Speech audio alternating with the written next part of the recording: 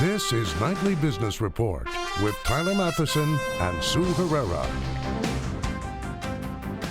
Not far off, Fed policymakers meet, and while no rate hike is expected tomorrow, the next one may be on their radar. Global hotspots, they've been ignored recently by the markets, even though they're not cooling off.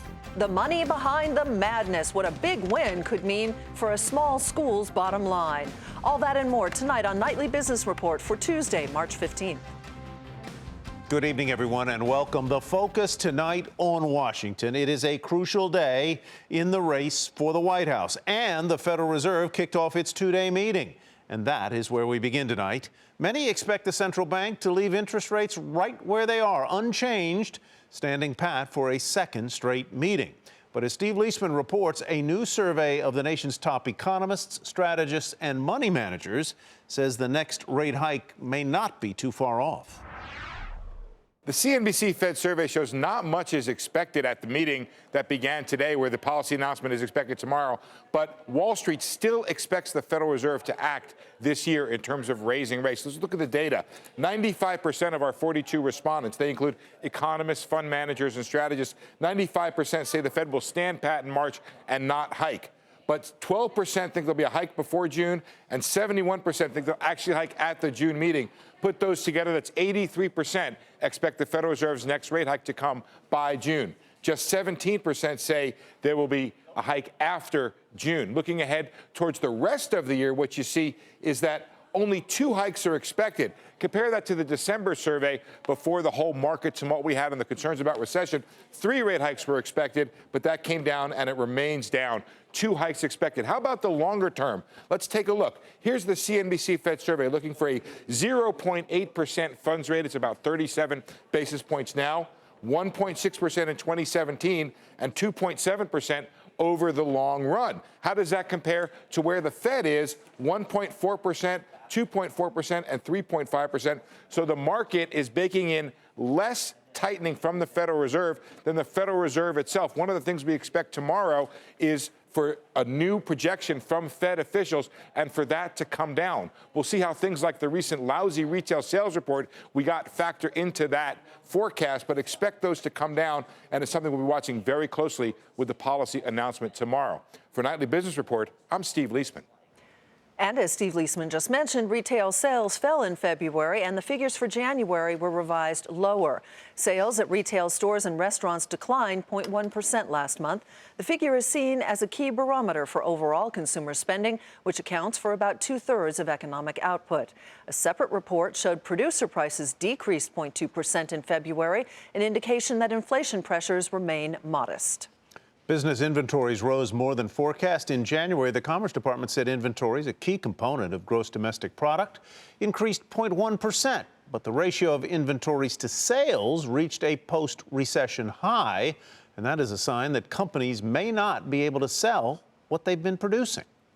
CEOs say the economy has room to improve.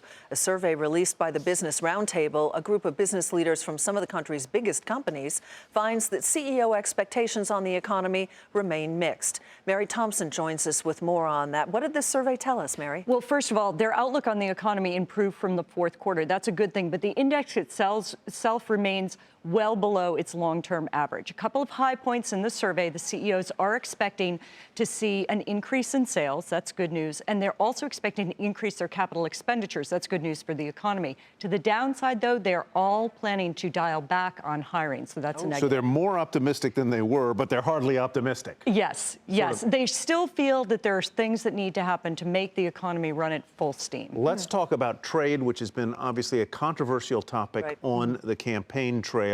Where do these CEOs stand on whether trade, and free trade in particular, is a job creator or a job killer? In the survey, there was a specific question about the Trans-Pacific Partnership, basically President Obama's signature trade deal.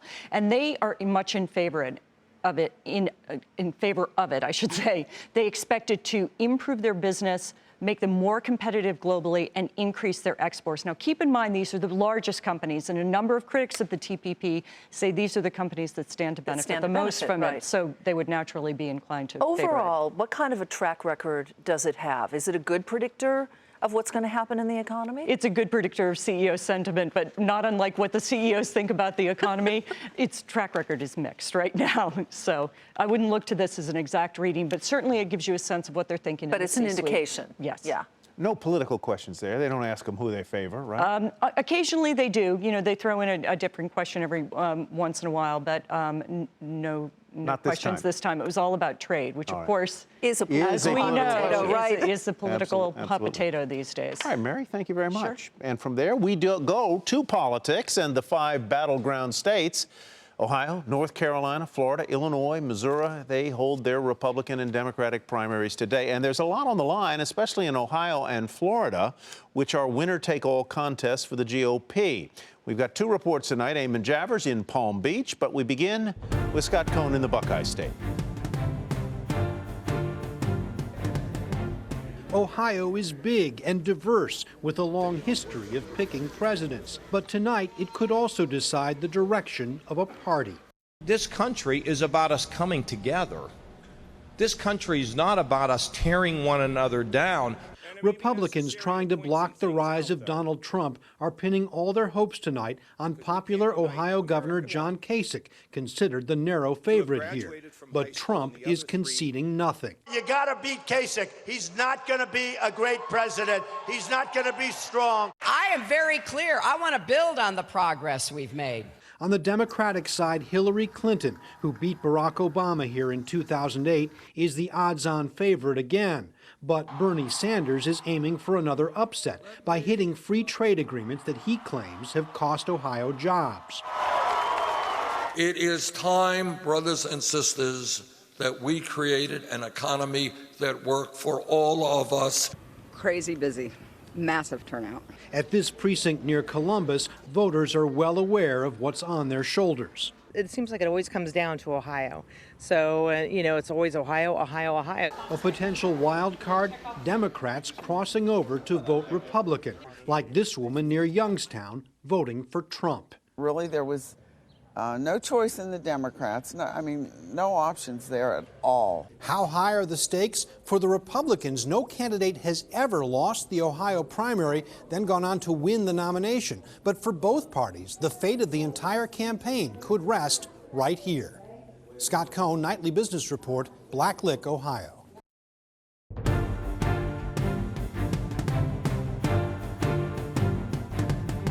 Do solemnly swear that we will perform. Primary day in Florida, just one of the 5 states voting today. And that means swearing in poll workers, putting up signs, and waiting for the voters to make up their minds. There's an enormous amount at stake here. 99 delegates go to the winner on the Republican side, and 214 plus 32 superdelegates for the Democrats. Hillary Clinton has a commanding lead on the Democratic side, and Donald Trump is well ahead of home state Senator Marco Rubio for the Republicans as well. But the polls have been wrong before in this wild political year. And some of the people we talked to here today said they'd made up their minds just within the past several days. After a lot of consideration, I'm going to vote for Donald Trump. Why is that? I think in retrospect, he's the most qualified at this point. It's time to clean up Washington. Well, I'm a Clinton person, so that's who I'm going to be. She's expected to carry the state. Well, she should. She has the most experience. I think she's the only one that I've heard policy from, real, actual policy. What the voters here in Florida do today could be a key piece of an insurmountable lead for one of the frontrunners. Or it could mean we're headed for a much longer primary fight. For Nightly Business Report, I'm Eamon Javers in Palm Beach, Florida. And back on Wall Street, stocks were mixed as oil prices declined, and investors await that decision from the Federal Reserve. The Dow Jones Industrial Average gained 22 points to close at 17,251. The Nasdaq lost 21, and the S&P 500 fell more than 3. Oil prices retreated as the focus returned to the global supply glut. Domestic crude fell more than 2%. The White House is reversing its stance on drilling in the Atlantic. The Interior Department said today it will not auction off drilling rights in the waters off the coasts of Virginia, North Carolina, South Carolina, Georgia, and Florida. The decision, a blow to some energy companies. The Treasury Department is loosening more sanctions on Cuba. The new measures will make it easier for Americans to visit that country, and it allows non-immigrant Cubans who are in the U.S. legally to earn salaries. Mail service between the two countries will also resume for the first time in 50 years. For the moment, it seems, geopolitics have taken a backseat to domestic politics, at least as far as the markets are concerned. But the issues that those markets fretted about at the start of the year are still percolating, so maybe investors should keep an eye on them, too. Fighting in the Middle East, the hunt for terror suspects in Europe, and missile testing by North Korea. World markets have largely ignored geopolitics while rebounding in recent weeks. But nothing has really happened to cool off any of those hotspots. In the past 36 hours, a surprise in Syria. Russia began pulling back its military presence, sending several military jets home. A sign the ceasefire is holding? Perhaps, but no one is sure how long Vladimir Putin intends to keep troops in Syria or what effect the pullout will have on UN-led peace talks taking place in Geneva. Turkey launched airstrikes aimed at Kurdish rebels in northern Iraq following Sunday's deadly bomb attack in Ankara. Kurds also claimed responsibility for last month's bombing of a military convoy in that city and last October's suicide bombing at a peace rally, also in Ankara. The airstrikes come just days before Turkish President Erdogan is scheduled to begin talks with German Chancellor Angela Merkel on how to deal with Syrian migrants. Turkey is a flashpoint in the migrant crisis. In 15 months, 1 million migrants, many fleeing the civil war in Syria, have departed from Turkey by sea headed to Europe, especially Cyprus and Greece.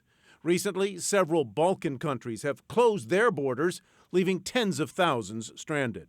In Brussels, meantime, shots were fired today, reportedly injuring 3 officers conducting counterterrorism raids linked to November's attacks in Paris. Police said at least 2 suspects escaped over rooftops. 11 people have been arrested in Belgium, and another 8 are being detained there in connection with those Paris incidents.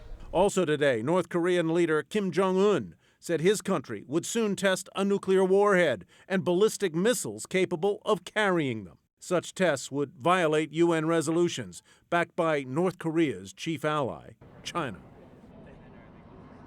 Add this week's test of a ballistic missile by Iran to the mix, and you just have to wonder how long the markets can keep their window of relative calm open. Still ahead, what the private and public sectors are doing to change transportation as we know it.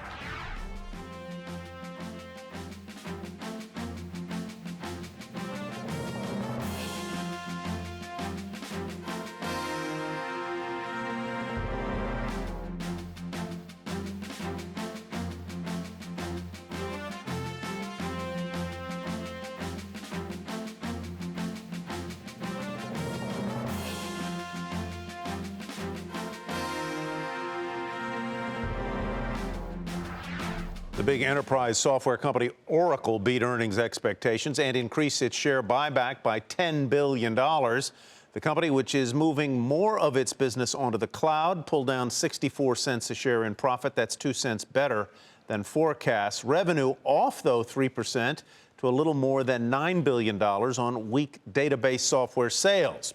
Stronger dollar didn't help either, but revenue from its cloud business was strong, and that, say most people, is the future, and that helped send shares higher in initial after-hours trading, as you see there. Shares of beleaguered pharma company Valeant were cut in half today, and that is where we begin tonight's market focus. Valeant lowered its earnings guidance and cut its revenue outlook by about $1.5 billion, citing weaker than expected sales in its gastrointestinal and women's health segments. The news sent shares plunging. In addition, Valeant may also delay filing its annual report, putting it in danger of possibly defaulting on some of its debt. Shares of Valeant lost more than 51% to $33.51. Steep discounting at DSW caused its quarterly profit to fall by more than half, but the shoe retailer still managed to top estimates, and comparable store sales rose despite the street expecting a decline. The company issued an upbeat revenue outlook for the year while expecting earnings to fall in line with expectations. Shares rose 3% to $28.34. And Avon is cutting more than 2,000 jobs as it plans to move its New York headquarters to the UK in an effort to reduce costs. The news comes after the cosmetic company sold its North American business to a private equity firm 2 weeks ago. Shares of Avon fell 8% to $4.02. Children's Place saw its shares rise after the clothing retailer beat earnings and revenue targets. The company also issued a positive full-year outlook and raised its quarterly dividend to 20 cents a share, up from 15. Shares rose 8% to $76.48. Alair, which makes diagnostic tests, has received a grand jury subpoena from the Department of Justice regarding the company's sales practices outside of the U.S. Alair also said it will delay filing its annual report. Shares dropped nearly 8% to $49.32. During February, same-store sales declines at Chipotle began to recover just a bit. But the restaurant chain expects a worse-than-expected loss of $1 or more per share for its first quarter. And that caused shares to fall initially, following that after the Bell news. That was on top of a nearly 2.5% decline in Chipotle during the regular session. Shares there closed at $503 even. South by Southwest. You'll find musicians, entrepreneurs, and tech industry leaders at the annual gathering. So it might be surprising to hear that one of the big discussions this year had to do with overhauling our transportation system. Julia Borston is in Austin. The Department of Transportation wants to help cities become smarter by embracing everything from driverless cars to electric vehicles to ride sharing. Transportation Secretary Anthony Fox unveiled the 7 finalist cities in his Smart City Challenge, a competition to generate high-tech solutions for the future of transportation. This is not about just having one city win. This is about having our incubators of innovation, our cities across the country, actually thinking about the future, making plans for the future that can be actually done. And although we only have one winner, we're going to work with all 77 of the other cities to give them a pathway to move forward as much as we can with what they've planned out. The winning city gets $40 million from the government, plus $10 million from Paul Allen's Vulcan to invest in electric car infrastructure. Austin, one of the finalists, would use the funding to continue its initiatives already underway to solve what Mayor Steve Adler calls a severe mobility challenge. We are actually the only city outside of California that has autonomous vehicles operating right now on our streets being tested. We're excited about that. Electrification of cars is the way of the future. This is a city that owns its own electric utility, so we have opportunities that exist there that are unique to Austin, Texas. And here in Austin at South by Southwest, there's a particular focus on how local governments and companies can work together. In technology and transportation, there's no way the public sector can solve all of our transportation problems on its own. We're chronically underinvesting, for one thing, and I think our imaginations have been stunted by the lack of resources. On the other hand, you've got the technology and innovation world that is coming up with all kinds of solutions that could be practically applied to solve these challenges. Finalist Denver already has a number of companies on board. We're competitive and one of the finalists because we had over 55 partners, public and private companies. Companies like Panasonic and Toyota, companies you will remember and know from their brands. National Renewable Energy Laboratory, who came to the table and said, we're in this, let's make this happen. And with the Department of Transportation reaching out to developers and entrepreneurs here at this festival, the goal is to drive innovation nationwide and to bring in a range of voices. And it won't end when the winner of the challenge is announced in June, but it aims to continue for years to come. For Nightly Business Report, I'm Julia Borston in Austin, Texas. And while we're talking about transportation, Americans were stuck in traffic for 8 billion hours last year. And Ty was one of them. The city with the worst traffic was Los Angeles, where commuters spent 81 hours in traffic in 2015. Washington, D.C. and San Francisco close behind. But the analytics firm that did the study said it's not all bad news. Increased traffic often means the economy is getting stronger. Coming up, what a big win in the big dance could mean for a small school.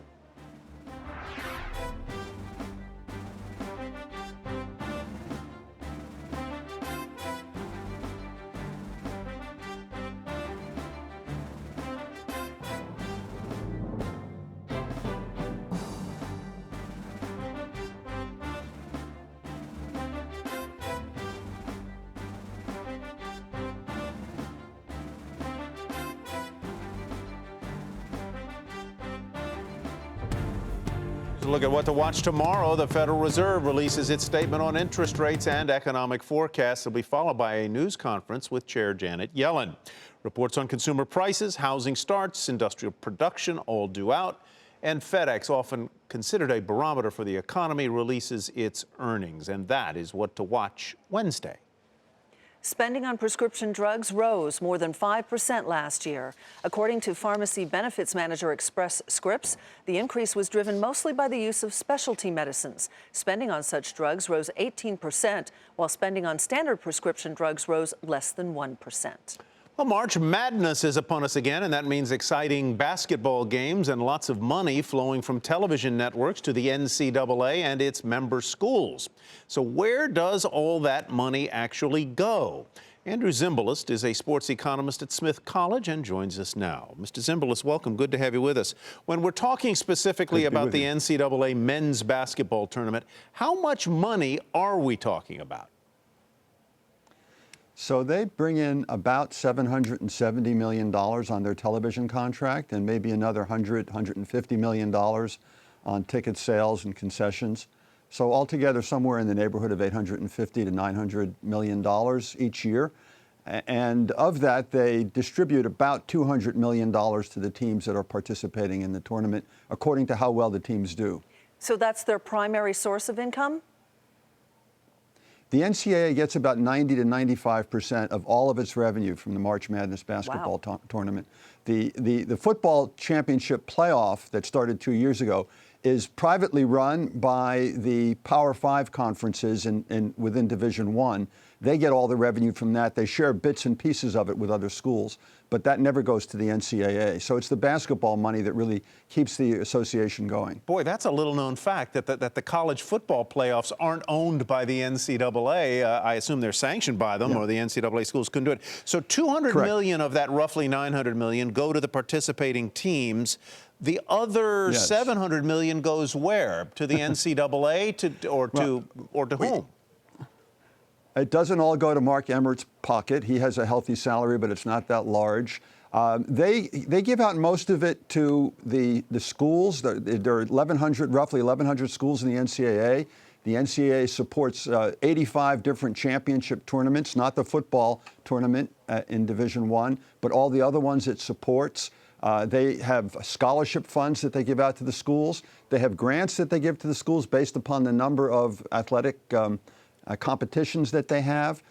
So they're supporting the general athletic enterprise in college sports. They also have administrative expenses, so probably somewhere in the order of $100 million is for legal expenses and administrative expenses, organizational expenses within the NCAA. I would assume for some of the smaller schools especially, the better you do in this tournament, the higher the profile you achieve, and therefore it allows you to do alumni fundraising, outside fundraising, in addition to the money that you get from the NCAA. So here, more or less, here's how it works. The NCAA gives roughly $260,000 for each game that you win in the tournament. You get that not only this year, but you get it in 5 subsequent years. So it's worth, each game ends up being worth somewhere in the neighborhood of $1.5 million or a little bit more. And we're talking about the men's tournament, by the way. There's also a women's tournament going on, and they don't distribute anything to the women who win their games. But for the men's tournament, roughly $260,000 for each game that you win. So you can, over a period of 6 years, it could be worth $1.5 billion. Now that money goes to the conference that the school is in. It doesn't go to the school directly. To the school. The conference. Correct. The conference then generally, what most conferences do is they pay the school for the expenses that they had to be at the tournament, and then they take the rest of it and they distribute it equally to all the members of the conference. Now, in terms of, yes. I'm sorry, we have to leave it there, Mr. This is a fascinating conversation. So if Little Hampton beats my big Virginia, they're going to, on Thursday night, they're going to get $260,000 for their conference for the next 5 years. Andrew Zimbalist, thank you. Yeah, so don't give them any money. Okay. That does it for us for Nightly Business Report. I'm Sue Herrera. And I'm Tyler Mathisen. Thanks for watching tonight. We'll see you back here tomorrow night.